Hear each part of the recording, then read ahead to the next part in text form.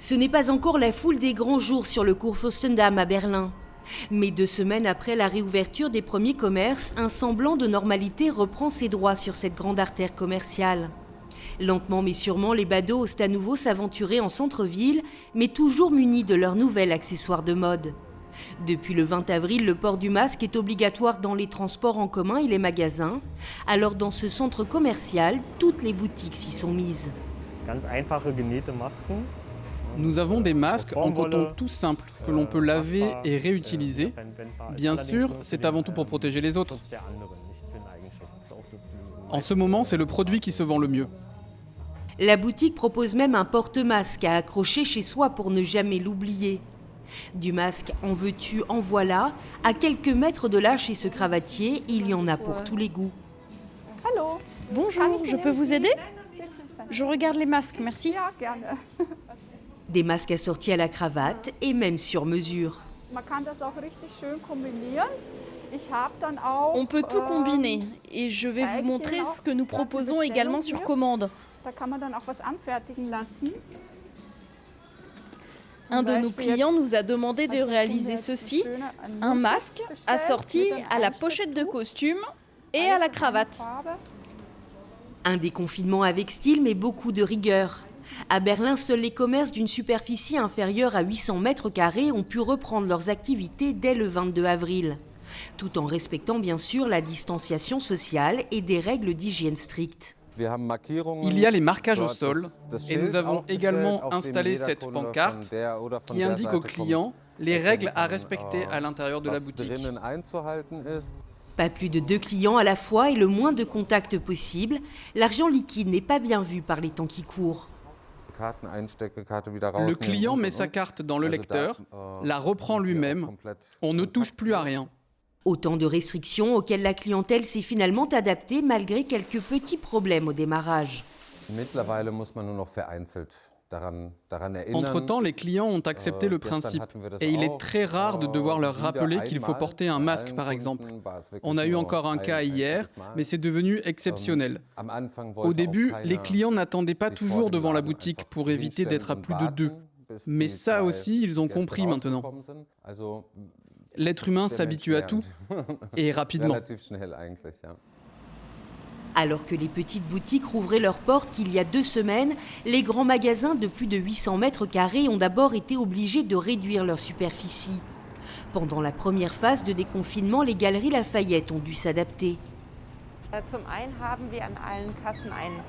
Nous avons installé des vitrines de protection à toutes les caisses pour protéger nos employés et les clients. Et puis, il y a des employés de sécurité pour rappeler aux clients de bien respecter les mesures de distanciation sociale.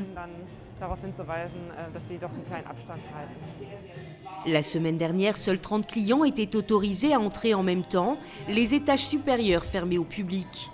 Et de nouvelles règles d'hygiène sont entrées en vigueur. Au rayon cosmétique, impossible de toucher des flacons de parfum ou d'essayer un nouveau rouge à lèvres. Seule la vendeuse est autorisée à manipuler les échantillons.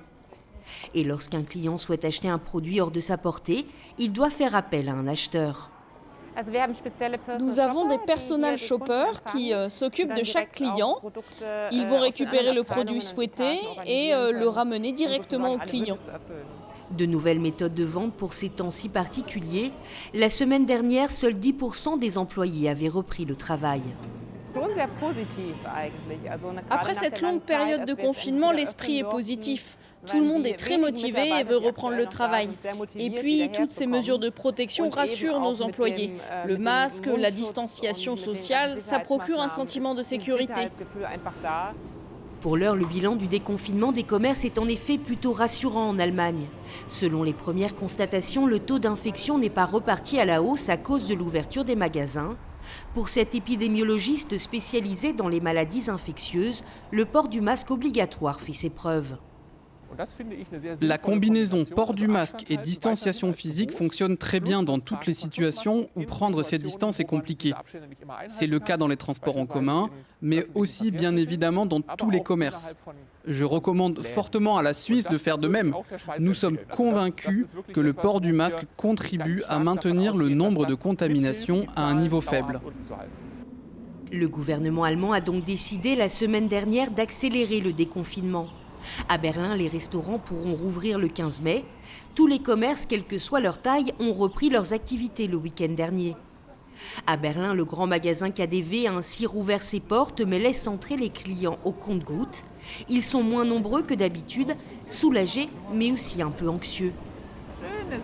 Ça fait vraiment plaisir de voir à nouveau des gens, de retourner en magasin. C'est astreignant, mais c'est toujours mieux que la fermeture des magasins. Le masque est très désagréable à porter, mais bon, c'est nécessaire.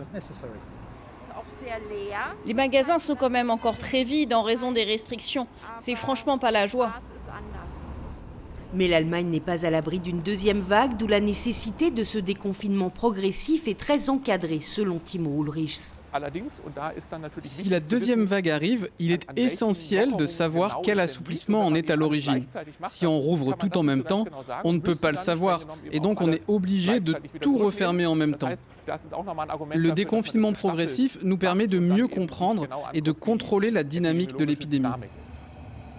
Reste que la fréquentation des commerces n'a pas retrouvé son niveau d'avant le coronavirus. Ainsi, dans ce magasin de chaussures, le patron est à la peine. Son chiffre d'affaires a chuté de 60%. Plus de la moitié de ses employés sont toujours en chômage partiel. Seul son service de réparation tourne à plein pot. Voici notre atelier de cordonnerie. Petit mais raffiné. C'est ici que nous réparons les chaussures pour la moitié des habitants de la ville. Grâce aux aides de l'État, il a pu payer le loyer de la boutique pendant le confinement et les quelques salariés encore présents. Mais en l'absence de clients, la menace de la faillite n'est pas écartée. Les gens n'osent pas encore vraiment aller dans les boutiques. C'est une question psychologique aussi. La plupart d'entre eux n'ont pas encore envie de se faire plaisir. Du coup, on se bat chaque jour pour notre survie et je ne sais pas trop où ça va nous mener. Pour nous tous, il est essentiel que les clients reprennent autant que possible l'habitude de faire leurs courses dans les petits commerces. Car si les clients ne leur viennent pas en aide maintenant, leurs petites boutiques préférées vont disparaître. Des clients qui pourraient cependant continuer à bouder les commerces. Selon un sondage, un tiers des Allemands veut en effet revoir sa consommation à la baisse après la pandémie. La Fédération allemande de commerce estime que 50 000 magasins sont actuellement menacés de faillite en Allemagne.